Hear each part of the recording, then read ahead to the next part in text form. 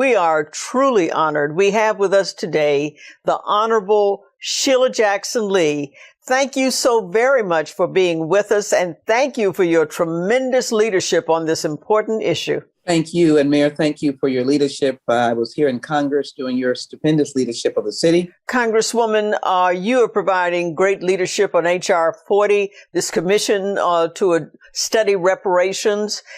Is this about retribution for slavery, or is it about bridging the wealth divide in America? Thank you for giving me the opportunity. H.R. 40 is as American as apple pie and sweet potato put together. It is as American as African Americans, Black Americans are to the heritage and the institution building of this nation.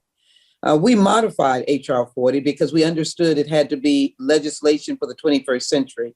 Yes, it will deal with the original sin, which is an apology, which has never been done to those who were held in bondage for more than 200 years.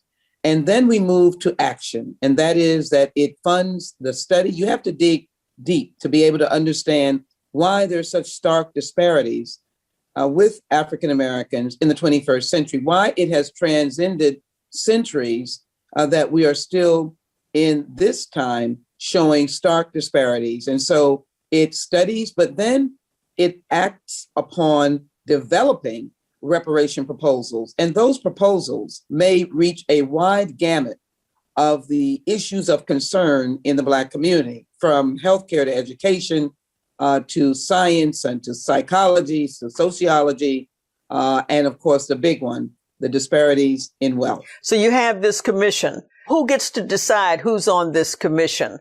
And, once they're on the commission, what is the process for making decisions? So this gives me an opportunity to say that we will not be knocking on our neighbor's door and asking our neighbor to give us compensation or response to slavery.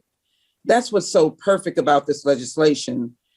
Slavery was government sanctioned, the slave codes, for how long? Families were separated, brutalized, beaten, and hung under the auspices of the government. In one instance, it was the United States of America, then it became the Confederacy. So this will be a government commission, and it will be appointed by the majority leader of the United States Senate, who at this instance supports H.R. 40, the Speaker of the House, who supports H.R. 40, and of course, the President of the United States, who has made it very clear that his will be the administration of racial equity and racial justice. And so those individuals will combine to select this commission. It will have a staff, funding, and we hope also that there will be hearings, will be fact-finding.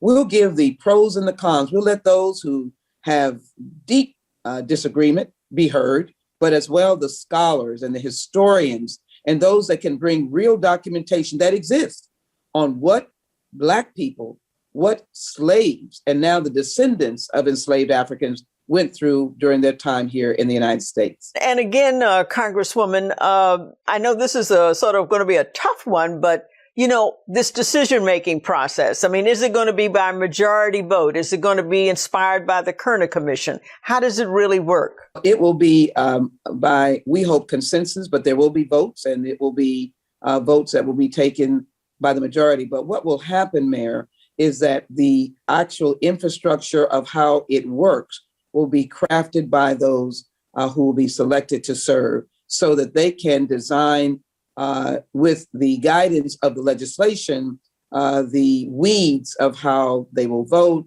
members being absent, the final report, but there will be no letting up of this being a very serious a commission with official work that will have to be done on behalf of the American people. Congresswoman, I so applaud your leadership on this particularly difficult subject or challenging subject, but it's such a polarized country. Even if every single recommendation is by unanimous vote, how do you get America to buy into it? I think we're moving toward that with the huge numbers of young voters and minority voters who voted in 2020 that will be rising to be leaders. Young voters were the ones that have challenged their universities, Harvard and Georgetown, for using slaves to help fund the institutions. In fact, you probably could not find an Ivy League school that might not have had that exposure. I don't want to say all. I just want to say that it occurred.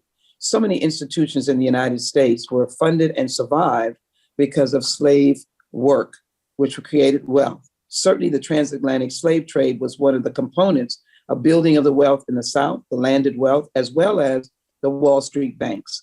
I think as people hear the facts, they will understand there is a question of equity and fairness, and that we are not taking away from my neighbor or my neighbor's child. Congresswoman Sheila Jackson Lee, you are such a wonderful leader, and we at State of Play have been so honored to have you with us today. Thank you so very much for all that you do.